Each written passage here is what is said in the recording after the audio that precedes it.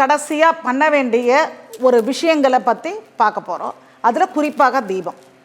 மாப்பலகை, அதாவது இந்த மாப்பலகை லக்ஷ்மி கடாட்சம் பெற்றது. அப்படிப்பட்ட மாப்பலகையில் என்ன பண்ணணும்னா கஸ்தூரி மஞ்சளை நன்றாக பூசி அதில் குசா யந்திரம் வரைய வேண்டும். அந்த குசா யந்திரத்தை வரைந்து வைத்து கொண்டு இப்போ இந்த குசா யந்திரத்தில் எதில் வரையணும் அப்படின்னா பச்சரிசி கோலமாவில் நீங்கள் வரைஞ்சிக்கலாம். மாவிளக்கு மாதிரி ரெடி பண்ணிக்கலாம், இல்லை அகல் விளக்கு மாதிரி ரெடி பண்ணிக்கலாம், அதெல்லாம் உங்கள் விருப்பம். அந்த மாதிரி எத்தனை விளக்கு என்றால் 5 விளக்கு தயார் செய்ய வேண்டும்.